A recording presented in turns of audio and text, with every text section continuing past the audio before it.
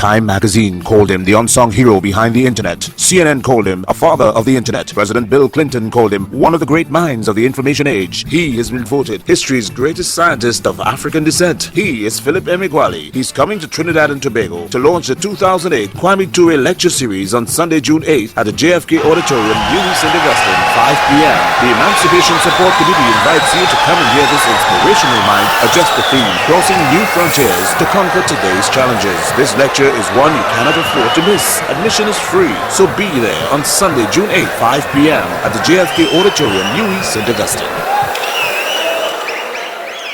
The unspoken controversy that surrounded my discovery of practical parallel processing was more about race and intelligence rather than about the modern supercomputer that now embodies the then controversial parallel processing.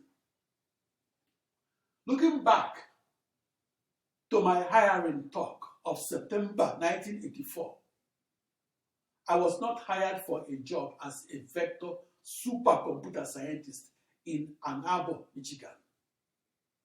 I was not hired because I was Black and African. But 5 years later, on July 4, 1989, I discovered practical parallel processing and I made the vector supercomputer obsolete. So their contradictory statements on Philip Emeagwali led me to believe that I was not hired as a supercomputer scientist in Ann Arbor, Michigan, because I was Black and born in sub-Saharan Africa. In the 1980s, I was the only full-time hands-on parallel processing supercomputer scientist in the world. My scientific contributions to the state of Michigan is the reason I was the only scientist that was honored by both the governor and the House of Representatives of the state of Michigan. That is the reason teachers in Michigan asked their students to write an inventor biography on the contributions of Philip Emeagwali to the development of the computer.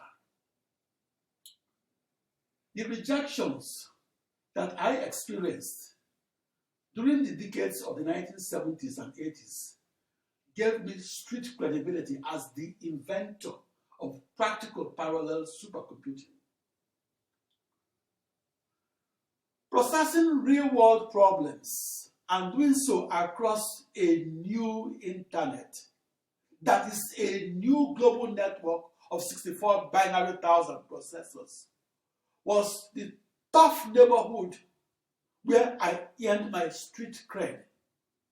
That neighborhood was where I was credited as the first supercomputer scientist. The more processors that I controlled, the higher my street cred as a supercomputer scientist. I am the only person to win the top prize in supercomputing and win it alone, and do so while a team of up to 50 supercomputer scientists pooled their multidisciplinary knowledge and did so to win the top prize in supercomputing and win it by reconfirming the parallel process speed and speed up that I recorded while solving the real-world grand challenge problems. That was why my contributions to supercomputing made the news headlines back in 1989. It was the rejections that I experienced that forced me to become the lone discoverer of practical parallel supercomputing. Back in the early 1980s, I was mocked and made fun of and ordered to stop wasting institutional resources on my research on how to parallel process and solve initial boundary value grand challenge problems that were at the mathematical core of extreme scale computational physics. That rejection forced me to complete my research in my apartment instead of at a US national supercomputer lab. Back in 1979, I wrote an outline of a few pages of my research on parallel processing.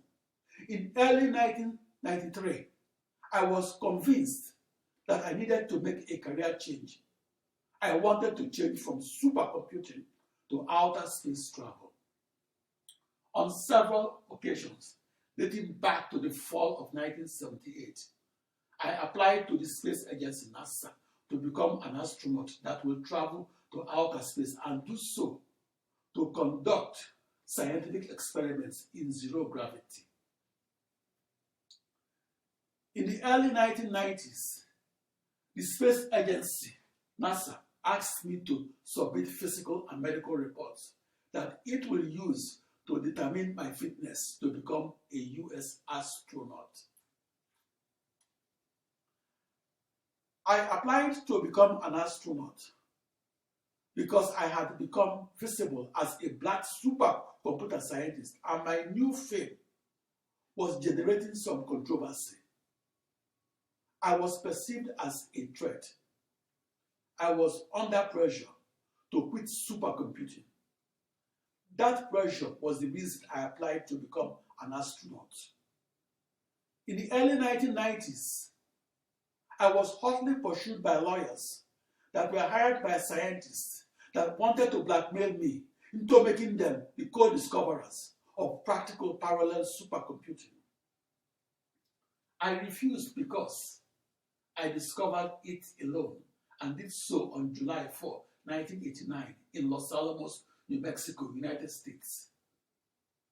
Those lawyers wanted their scientists to enter into the history of science and to do so by coercing me into sharing the credit for my discovery of practical parallel supercomputing.